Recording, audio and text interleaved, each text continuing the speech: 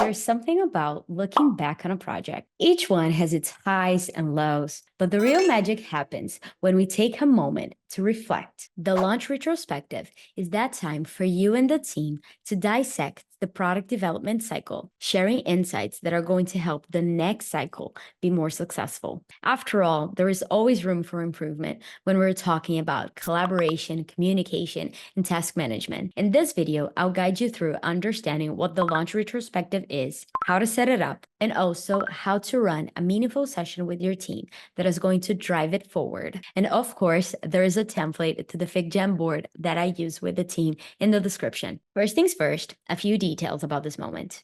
What is a launch retro? The launch retro is basically a meeting where you and the team are going to reflect on how the launch went. Note that when I say launch, it's not only about the launch day, but actually the product development cycle as a whole. I call it launch retro because usually in the context where I work, we have V1, V2, V3, V4. And in my context, usually they happen after this big launch. And who is it going to be participating? Well, it depends on how your team is organized. If you have a large organization, it can happen inside the design team, and then engineering is going to have their own retro and so on. Or with the cross-functional team, which is my case. One thing I find very important is that only those who are highly connected to the project and the less people you have, the more room each person's gonna have to talk. Where will it happen? For remote teams, I've had this meeting through Google Slides that I simply shared a link with the team and we were all there on the presentation. But currently, my favorite tool for these kind of meetings is FigJam. Of course, you can also use Miro or other whiteboarding option. So basically you share the onboard board link or the presentation link with the team, and then you go on a call with them. So in my case, it's a mix of Slack and FigJam. Now it's time for me to walk you through the FigJam board where I host the launch retros with the team. So we have 4 big charts. The first one is just the agenda. If you want, you can have a list of the participants, or you can ask them to leave a stamp whenever they arrive, a brief description of the meeting goals, just so everyone can understand what it is that we're doing here. But of course, that's something that I also share when I invite the team members to be on the meeting. All right, so the fun begins here in this green section. We are going to start talking about the successes, the achievements.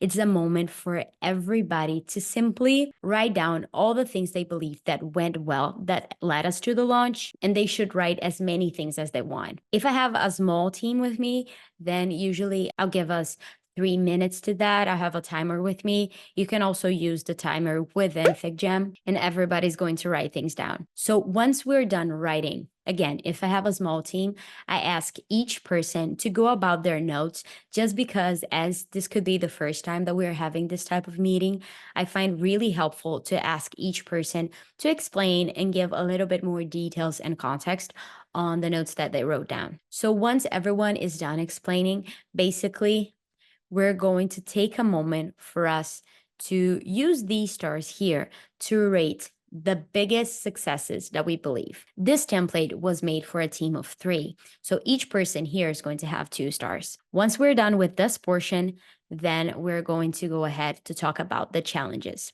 Now it's the moment for us to repeat the same protocol, but now talking about the things that didn't go as well. Again, members are going to have 3 minutes to write down as many things as they want. Then once we're done, we're going to briefly talk to our peers and give a little bit more context on the things we wrote down. And lastly, we're going to go ahead and start dragging to try to identify what were the biggest challenge that we have an agreement on. Please know that this portion of the members explaining the things they wrote down, that's not something that it's here in the instruction because it's not really mandatory. I find very, very helpful for everybody to give a little bit more context.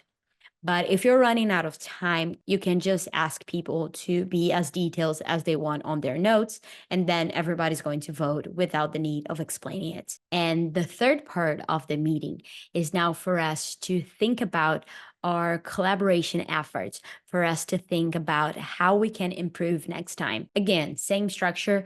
And then lastly, the idea here is to really summarize everything that we have discussed, especially because it can get a little bit overwhelming with the level of details and ideas that we're talking about. So I really want to make sure that we write down the most important things that we have agreed to implement looking forward. So under takeaway, we write down the section of what we're going to be doing. So let's say timeline, let's say collaboration, weekly sync, or something like this. Then describing what action, and the more detail you are, the more actionable you are here, the better. And lastly, if that involves someone, we can go ahead and tag the team members. And in case you're wondering how long this meeting lasts, I hate to give this answer, but is the most accurate one.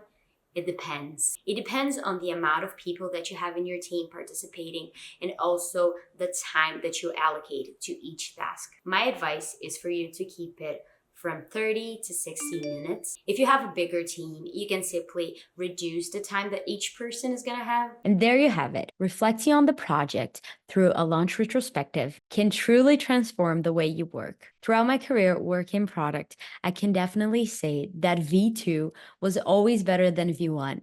And not only because the team was working together longer or because we had more experience, but because we took the time to really acknowledge the things that went well, the challenges that we faced, and also to brainstorm how we want to work together moving forward. I hope you found this video helpful and that you're excited to implement your own retrospectives. If you enjoyed this video and you want to dive deeper into tools that can help you enhance your workflow, check out my FigJam guide for UX UI designers. I'll walk you through the tool so you can make the best out of FigJam. Thank you for watching, and I'll see you in the next one. Happy designing!